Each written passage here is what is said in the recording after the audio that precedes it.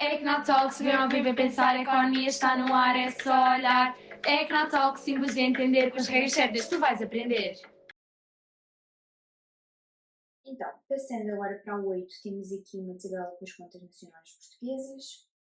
E a primeira pergunta pede-nos para calcular o valor líquido, o valor dos impostos líquidos subsídios sobre a produção e importação a preços correntes, tanto em 2022 como em 2021. Então, temos o valor do PIB, que utilizamos mediante, estamos a calcular o valor de 2023 ou o valor de 2021, e vamos agora utilizar as remunerações dos assalariados e os excedente bruto de exploração, e vamos ter como X os tais impostos líquidos.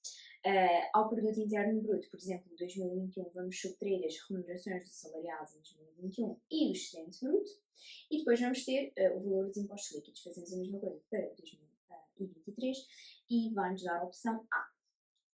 Agora, 8.2. Temos de calcular o grau de abertura ao exterior. Em 2022, vamos utilizar a fórmula que é exportações mais importações sobre o PIB vezes 100. Vamos ao ano 2022, preenchemos a fórmula, escrevam sempre as fórmulas. Quer dizer, nesta pergunta não é necessário, mas escrevam para se alinharem e não se enganarem em nada. Vamos calcular e vai-nos dar a resposta C, 101,6%. Vamos então a 8.3. Pede-nos para calcular o valor da procura global. Em 2019, sabendo que em Portugal a taxa de variação da procura global foi 26,9% em 2023 face a 2019. Sabemos que a procura global é igual à procura interna mais a procura externa, as exportações, e sabemos que o PIB é igual a essa procura global menos as tais importações. Portanto, temos o valor do PIB e o valor das importações.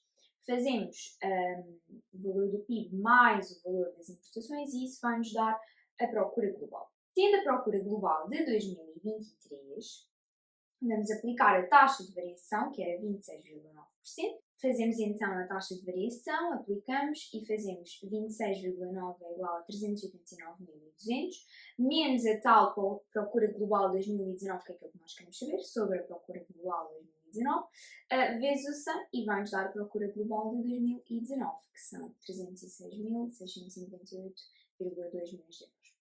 Pronto, agora, 9. Temos de selecionar as afirmações, mas aqui logo no enunciado está uma pista certeira para não nos enganarmos e não cairmos em nenhum erro. Diz-nos, a taxa de variação é homóloga, ou seja, é de um ano face ao ano anterior. Ou seja, se eu tenho aqui na tabela maio 2024, só pode ser face a maio 2023. Junho 2024 face a junho 2023. Então, A já não podia ser. A B também não podia ser. Vamos à C. Maio 2024 face a maio 2023. O que está escrito é 2,80? Não é. Então também não pode ser. A D, já sabemos que está certa, mas vamos confirmar. Junho 2024 face a junho 2023, sim. Vamos produtos alimentares transformados. Vimos aqui, junho 4,01. Ou seja, está certíssimo. Passamos para a 10 e temos aqui a despesa média anual em consumo das famílias. Portanto, a afirmação que interpreta corretamente a evolução do nível médio de preços no consumidor comparativamente com o ano anterior neste país. Agora temos que analisar todos os anos, face sempre ao ano anterior, tanto no caso dos preços correntes como no caso dos preços constantes. Vamos opção a opção, se calhar. Então, o nível médio de preços no consumidor aumentou em 2021 e em 2022. Vamos à tabela. E de 2020 para 2021 mantiveram-se os 14.000 e no caso dos preços constantes baixaram. Depois de 2021 para 2022 houve um aumento dos preços correntes e um aumento também dos preços constantes. Logo, esta opção não poderia ser a correta. Depois temos a B, o nível médio de preços no consumidor aumentou em 2023 e em 2024. Vamos aqui de 2022 para 2023, o que é que aconteceu aos preços correntes? Diminuíram e no caso os preços constantes diminuíram também. No caso de 2023 face a 2024, aumentaram no caso dos preços correntes e reduziram no caso dos preços constantes. Portanto, teria que ser a B. Pronto, assim, só para ficar um bocado mais explícito. Quando os preços correntes aumentam e os preços constantes diminuem ou se mantêm constantes, isto significa que o nível médio de preços do consumidor aumenta. Ou então, por exemplo, como era em 2023 que diminuíam os dois, diminuíam os dois, no entanto, diminuiu mais os preços constantes do que os preços correntes. Assim continua a existir um aumento do nível médio de preços. Agora, na 11, temos o texto e temos de justificar a incorreção do processo de cálculo do produto interno bruto mencionado no texto, explicitando o erro cometido e um método de medição a adotar para evitar. Lendo o texto, nós conseguimos perceber claramente que o erro é o problema da múltipla contagem, ou seja, somam-se os valores de produção e os consumos intermédios. Mesmo que sejam utilizados apenas para o consumo final ou para intermédios, soma-se tudo. Então, duplica-se o valor, estando por isso incorreto. Um método de medição pode ser utilizar o método dos produtos finais, ou seja, só se contabiliza o produto final, eliminando os consumos intermédios. Passamos à 12 e temos que associar as opções corretas. Portanto, temos primeiramente um bem público. Lendo todas as opções que estão ao lado, conseguimos perceber que a iluminação pública é um bem público, portanto só pode ser um D. Ou seja, já só pode ser A ou a D.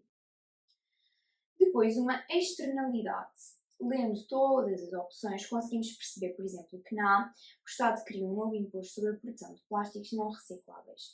Plástico não reciclável pode ser considerado uma externalidade e, portanto, podemos ligar a 2A.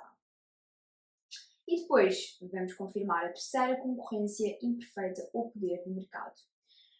Tem a ver com aqui a questão da E, que é o Estado impediu a fusão das duas únicas empresas de fornecimento de eletricidade para que não houvesse então esse tal poder de mercado, e assim concluímos que é A.